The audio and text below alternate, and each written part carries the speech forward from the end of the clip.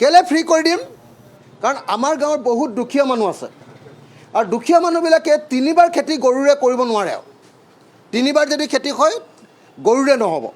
গতিকে চৰকাৰৰ পিনৰ পৰা ট্ৰেক্টৰ দি দিম আৰু ট্ৰেক্টৰে নহয় একদম আধুনিক যুগৰ ধান কটা মেচিন হাৰ্ভেষ্টিং মেচিন মাকৈ কটা মেচিন এইবিলাক বস্তু আমি চৰকাৰৰ পিনৰ পৰা মেকানাইজেশ্যনটো কৰি দিব লাগিব অসমীয়া জাতিৰ আটাইতকৈ ডাঙৰ বস্তুটো কি জানে আমাৰ এই পথাৰবিলাক সৰু সৰু ইয়াত ট্ৰেক্টৰ চলিব নোৱাৰে কেলে আমি বৰষুণৰ ওপৰত চলোঁ কাৰণে ভেকুলী বিয়া পাতি চলোঁ কাৰণে আমাৰ পথাৰবিলাকত বৰষুণৰ পানীটো জমা কৰি ৰাখিবলগীয়া হয় ইৰিগেশ্যন নাই সেইকাৰণে আমি 3টা বস্তু অসমৰ ৰাইজক দি দিম বাজেট কৰিলে ৰাইজৰ দলে যিদিনা বাজেট কৰিব এক অসমৰ প্ৰত্যেকখন পথাৰত 100% ইৰিগেশ্যন 2 অসমৰ প্ৰতিখন গাঁৱৰ মানুহৰ কাৰণে 5খনকৈ ট্ৰেক্টৰ 3 হাৰ্ভেষ্টিং মেচিন আৰু এইদৰে দৰৱ স্প্ৰে কৰিবৰ কাৰণে ড্ৰোন দৰৱ আৰু সাৰ স্প্ৰে কৰিবৰ কাৰণে ড্ৰোন এনেকুৱা ধৰণৰ অসম এখন আমি বনাম এইটোক মেকানাইজেশ্যন কৰা বুলি কয় তো তেতিয়াহ'লে 2টা বস্তু মই ক'লোঁ 1 নম্বৰ 100% ইৰিগেশ্যন এইটো চৰকাৰৰ পিনৰ পৰা কৰিম 100% মেকানাইজেশ্যন অৰ্থাৎ ট্ৰেক্টৰ ড্ৰোন আৰু হাৰ্ভেষ্টিং মেচিন সোনকালে কাটি মেলি সোনকালে বজাৰলৈ পঠিয়াব পৰা মেচিন নহ'লে আমাৰ গৰুৰে যিটো আমি কৰি থাকোঁ সেইটো কৰিলে মানে আমাৰ 3টা খেতি নহ'বগৈ 3টা খেতি প্ৰধান খেতি কি কৰিম ধান সৰিয়হ আৰু মাকৈ এই 3টা খেতি কৰিম অকল কিন্তু এটা কথা মনত ৰাখিব দেই আমি অকল দ খেতিৰ ওপৰত নিৰ্ভৰ নকৰোঁ লগতে বাম খেতিটো কি পৰম্পৰাগত বাৰী আমাৰ চবৰ ঘৰতে বাৰী আছেনে নাই আমি ইয়াত 3 তৰপীয়া বাৰী কৰিম তলত আদা আৰু হালধি হ'ব ওপৰত নেমু আৰু কলগছ হ'ব আৰু তাৰ ওপৰত তামোল গছ আৰু পাণ গছ হ'ব 3 তৰপীয়া বাৰী এনেকৈ 3 তৰপীয়া বাৰী কৰি কি হয় ঘৰৰ মানুহবিলাক চলিব পৰা অৰ্থাৎ তেল টেঙা যিবিলাক বস্তু লাগে ঘৰৰ ল'ৰা ছোৱালীবিলাকৰ স্কুললৈ যোৱাৰ কাৰণে কিতাপ পত্ৰ যিখিনি লাগে তাক কিনিব পৰাৰ ব্যৱস্থা অকল বাৰীখনৰ ওপৰতে কৰি দিম অকল বাৰীখনৰ টকাৰে পৰিয়ালটো চলি যাব গতিকে আমাৰ এই যিটো ভূমি সংস্কাৰ আমাৰ যিটো খেতিৰ মূল কম্পনেণ্ট 2টা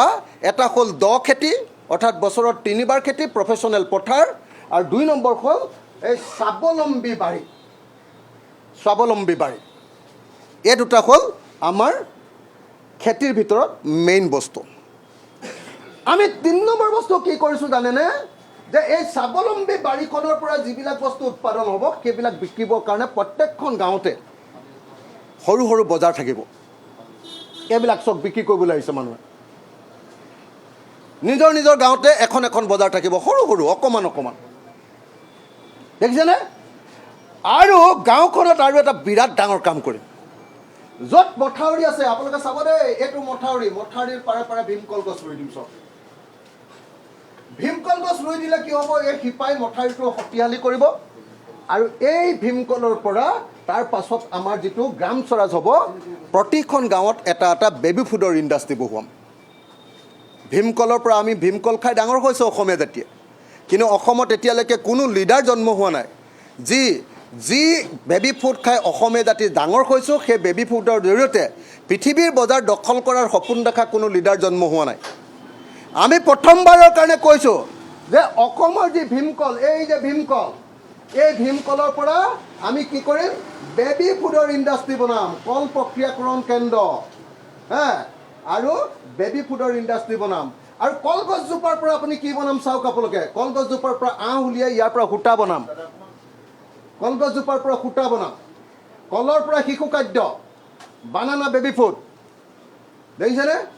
এইটো প্ৰক্ৰিয়াকৰণ এইটো বেবী ফুড বনালোঁ এইটো কলৰ গছজোপাৰ পৰা সূতা বনালোঁ কলৰ পাতখনৰ পৰা প্লেট বনালোঁ 5-star হোটেলৰ কাৰণে প্লেট বনাম কলৰ পাতখনৰ পৰা মধুনাটোৰ পৰা ডায়েবেটিছ ৰোগীৰ কাৰণে আমি খাদ্য বনাম কলৰ মধুনাটোৰ পৰা আৰু হাতী মানুহ আৰু হাতী বান্দৰৰ সমস্যাটো সমাধান কৰিবৰ কাৰণে কি কৰিম অসমত গাঁৱত যিমান পাহাৰ আৰু খালী ঠাই আছে অসমৰ গাঁৱত যিমান পাহাৰ আৰু খালী ঠাই আছে দেখিছেনে, তাত চবতে লাখ লাখ কঁঠাল আৰু ফল মূলৰ গছ লগাই দিম। যেতিয়া কল থাকিব, কঁঠাল থাকিব আৰু ফল মূলৰ গছ থাকিব, কোনো হাতীয়ে আহি গাঁৱত কাকো ডিষ্টাৰ্ব নকৰে। কোনো হাতীয়ে আহি, কোনো বান্দৰে আহি গাঁৱত কাৰো খেতি ডিষ্টাৰ্ব নকৰে। গতিকে হাতী মানুহৰ সংঘাত আৰু বান্দৰ মানুহৰ সংঘাত এইটো দূৰ কৰিবৰ কাৰণে আমাৰ ইয়াত ব্যৱস্থা থাকিব। আটাইতকৈ ইণ্টাৰেষ্টিং কথা কি কৰিম জানেনে? গাঁওবিলাক অকল খেতি কৰাই নহয়, গাঁওবিলাকত আপোনালোকে চাব দেই, কৃষক মুক্তি কেন্দ্ৰ এটা কৰি দিম। কৃষক মুক্তি কেন্দ্ৰ, কৃষক মুক্তি কেন্দ্ৰটোত পৰীক্ষাগাৰ থাকিব, মাটিৰ গুণাগুণ কেনেকুৱা সেই অনুসৰি ইয়াতে ড্ৰোনেৰে দৰৱ দিব, সাৰ দিব, কিমান দিব লাগে। এই পৰীক্ষাগাৰটোত প্ৰথমতে মাটিটো টেষ্ট কৰি ল'ম। তাৰপাছত ডাঙৰ মাণ্ডি বজাৰ, ইণ্টাৰনেশ্যনেল বজাৰ বহাই দিম। আমেৰিকাত বহি থাকি এই বজাৰখনৰ পৰা কিনিব পাৰিব। তাৰ কাৰণে এইটো আপোনালোকে চাওক, একদম QR কোডযুক্ত ডিজিটেল ট্ৰেচেবিলিটি দি দিম। QR কোডযুক্ত ডিজিটেল ট্ৰেচেবিলিটি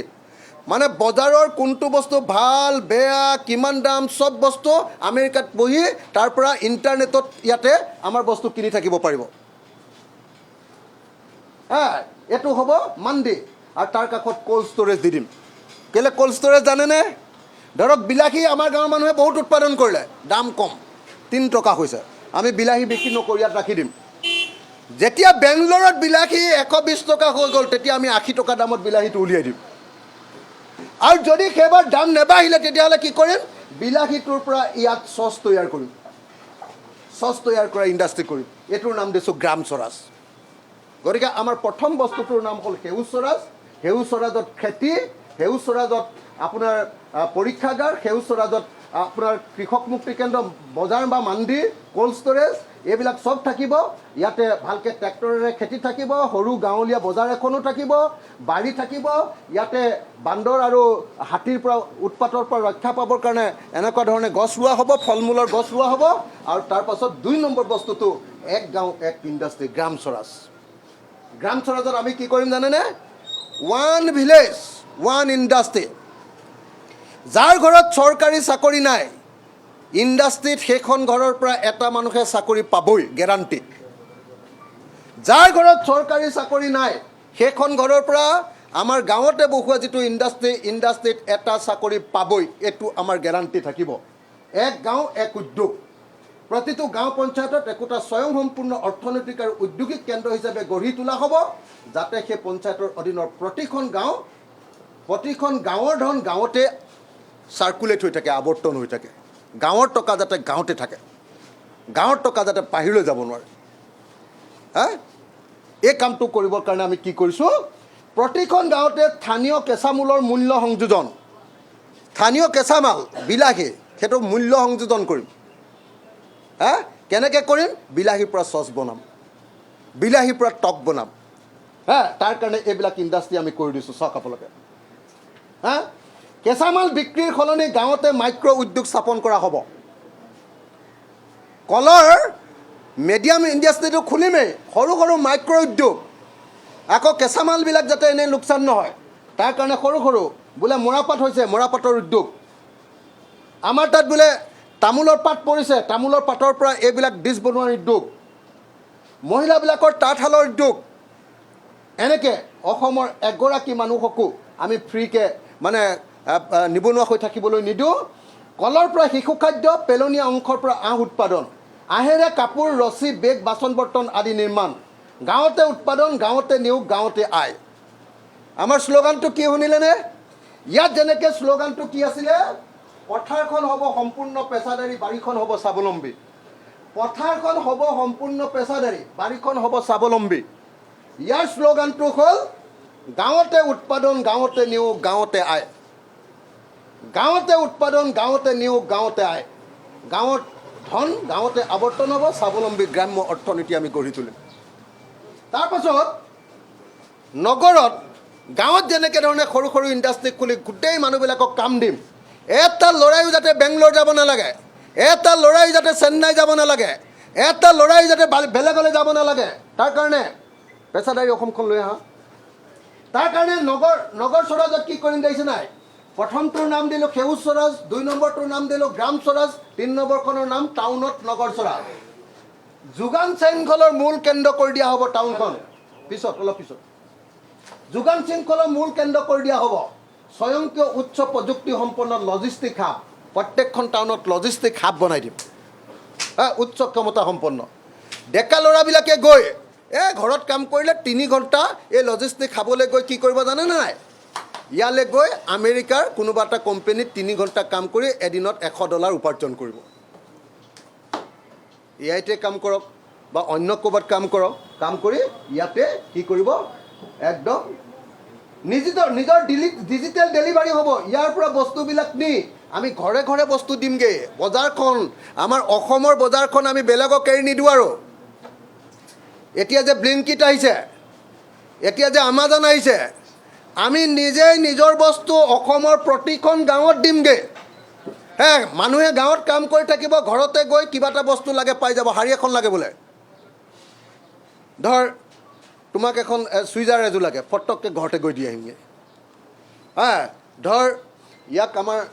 মোৰ ভাইটোক যদি চাৰ্ট এটা লাগে ঘৰতে গৈ চাৰ্ট পাই যাব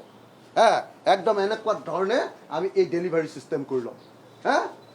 ডিজিটেল ৱৰ্কিং স্পেচ ইয়াতে ফ্ৰিলেন্সিঙৰ ট্ৰেইনিং দিম কোডিঙৰ ট্ৰেইনিং দিম ডিজিটেল মাৰ্কেটিঙৰ ট্ৰেইনিং দিম একদম ইণ্টাৰনেশ্যনেল ষ্টেণ্ডাৰ্ডৰ এইটো হ'ব একদম আমাৰ কি কয় আপোনাৰ ইণ্টাৰনেট হাউচ ইয়াত থাকিব IT হাব এইটো খালি গুৱাহাটীত থাকিব আটাইতকৈ ডাঙৰ IT হাবটো গুৱাহাটীত থাকিব তাৰপিছত উদ্যোগীকৰণ চহৰত আকৌ উদ্যোগ কৰিম ভীমকল ব্যৱহাৰ কৰি আন্তঃৰাষ্ট্ৰীয় মানদণ্ডৰ শিশু খাদ্য কাৰখানা কঁঠাল ব্যৱহাৰ কৰি উদ্ভিদজাত নিৰামিষ মাংস কঁঠালৰ পৰা বেবি ফুড বনামেই আজিকালি নিৰামিষ মাংস খাই নহয় নিৰামিষ মাংসৰ উদ্যোগ বনাম চাওক আপোনালোকে এইটো কঁঠাল কাটি আছোঁ ইয়াত টেষ্ট কৰি আছে দেখিছেনে এনেকৈ কঁঠালৰ পৰা এইটো আমি বস্তু বনাই প্ৰডাক্ট বনাই এইটো কৰি দিম তাৰপিছত কাজি নেমু আৰু গোল নেমুৰ পৰা প্ৰসাদৰ সামগ্ৰী আপোনালোকে আমি যে মুখত গাত ঘঁহোঁ বডি শ্বেম্পু কি কয় বডি কি বুলি কয় বডি ক্ৰীম এইবিলাক কাজি নেমু গোল নেমুৰ পৰা এইবিলাক বনাম আৰু তেলো ইয়াৰ পৰা বনাম দেখিছেনে ইয়াতে অসমৰ ডাটা কেন্দ্ৰ থাকিব কৃত্ৰিম বুদ্ধিমত্তাৰ কোম্পানী থাকিব বিশ্বৰ শীৰ্ষস্থানীয় IT কোম্পানীসমূহৰ বিষয়ক অৰ্থনৈতিক অঞ্চল এটা তৈয়াৰ কৰি দিম IT হাব নেক্সটটো আনক পেছাদাৰী অসম এইটো নগৰ স্বৰাজটো আপোনালোকক দেখুৱালোঁ ইয়াত লগাই দিয়ক অকণ ওপৰত তাৰ ওপৰতে দি দিলে হ'ল লগাই দিয়ক কিবা এটা দি লগাই দিয়ক হৈ থাকিলে দিগদাৰ হ'ব কিবা এটা লগাই দিয়ক এইটো পেছাদাৰী অসম আমাৰ 4 নম্বৰ কম্পনেণ্টটো হ'ল প্ৰফেশ্যনেল আছাম মই যে কালি আপোনালোকক আমাৰ বাজেট ভাষণত মই কৈ আছিলোঁ যে আমাৰ বাজেটখন হ'ব লাগিছিলে অসমীয়া মানুহবিলাকক প্ৰফেশ্যন কৰিবৰ কাৰণে কৰা বাজেট আমাৰ বাজেটখনত আগতে মহিলাবিলাকক যেনেকৈ অৰুণোদয় দিছিলে 1250 টকা এতিয়া ডিগ্ৰী ষ্টুডেণ্টবিলাককো 1250 টকা দি তেওঁলোককো অৰুণোদয় দিব খোজা হৈছে নামটো বেলেগ দিছে নিযুত মইনা নিযুত বাবু এইবিলাক কৰি ডিগ্ৰী ষ্টুডেণ্টবিলাককো আমাৰ হিতাধিকাৰী বনাব কৈছে আমি এইটো কোৱা নাই আমি কৈছোঁ যে ডিগ্ৰী ষ্টুডেণ্টক আমি পঢ়াৰ খৰচ দিম পুৰা বিনামূলীয়া শিক্ষা কিন্তু তেওঁলোকৰ প্ৰত্যেকে চাকৰি পাব এওঁলোকে 1250 টকা দিব নিবনুৱা কৰিবৰ কাৰণে ফেক্টৰী বনাব আজিকালি কলেজ ইউনিভাৰ্চিটিবিলাক নিবনুৱা বনোৱাৰ ফেক্টৰীহে আমি কি কৰিম আপোনালোকে চাওক কেনেকৈ কাম দিম চাব দেই যেতিয়া ল'ৰা এটাই স্কুল বা কলেজ এৰিব কলেজ এৰাৰ লগে লগে তাক সুধিম যে তই কেলৈ কলেজ এৰিছ ভাইটি বোলে মোৰ মা দেউতা ঢুকালে মই বেংগলোৰত গৈ চিকিউৰিটি গাৰ্ড কৰিম লগে লগে তাক ট্ৰেইনিং দিম কি ট্ৰেইনিং দিম হিন্দী আৰু ইংৰাজী আৰু লগতে কি কৰিম আমি বেটেলিয়নৰ ট্ৰেইনিং দিওঁ থাকিতে এই এমাহত 5000 টকাকৈ আকৌ তাক ফেল'শ্বিপো দিম জলপানীও দিম স্কলাৰশ্বিপো দিম 5000 টকাকৈ দিম এনেকৈ পঢ়াই ল'ৰাটোক কি কৰিম বোলে চিকিউৰিটি গাৰ্ড কৰিবলৈ যাবি তাৰ আগতে বেটেলিয়ন শিকাই দিম হিন্দী শিকাই দিম ইংৰাজী শিকাই দিম তেতিয়াহ'লে কি হ'ব জানেনে তেতিয়াহ'লে সি আগতে 18000 টকা দৰমহা পায় এতিয়া বেংগলোৰত গৈ ডাইৰেক্টলি 50000 টকা দৰমহা পাব ডাইৰেক্টলি 50,000 আমাৰ ঘৰত কাম কৰা বাইজনী সেই বাইজনীয়ে 3,000 টকা পায় 4,000 টকা পায় মানুহৰ ঘৰত কাৰণ হাতেৰে তাই মজিয়া বসে মই তাইক একদম আমাৰ বাইদেউগৰাকীক যি আমাৰ ঘৰত কাম কৰা মহিলাগৰাকীক কি কৰিম একদম আপ টু ডেট কেনেকৈ ঘৰ চাফা কৰে তাৰ ট্ৰেইনিং দি দিম লগত এটা ইউনিফৰ্ম দি দিম লগত এখন আইডেণ্টিটি কাৰ্ড দি দিম চৰকাৰৰ লগত ৰেজিষ্টাৰ কৰি দিম তেতিয়া সেই মহিলাগৰাকীক কোনো ঘৰতে বেয়া ব্যৱহাৰ কৰিব নোৱাৰিব আৰু তেওঁৰ দৰমহা নিজে নিজে তেখেতৰ দৰমহা নিজে নিজে বাঢ়ি যাৰ ঘৰত আগতে 3,000 পাইছিলে তেওঁৰ ঘৰত 12,000 টকাকৈ দিব 3 ঘৰত কাম কৰিলে 36,000 টকা দৰমহা পাব তাৰপিছত আমাৰ যিমানবিলাক বিহুটোক আমি একদম মানে প্ৰত্যেকখন স্কুলতে বিহুৰ ট্ৰেইনিঙৰ মাষ্টৰ থাকিব ঢোলৰ ট্ৰেইনিঙৰ মাষ্টৰ থাকিব বাগৰুম্বা ট্ৰেইনিঙৰ মাষ্টৰ থাকিব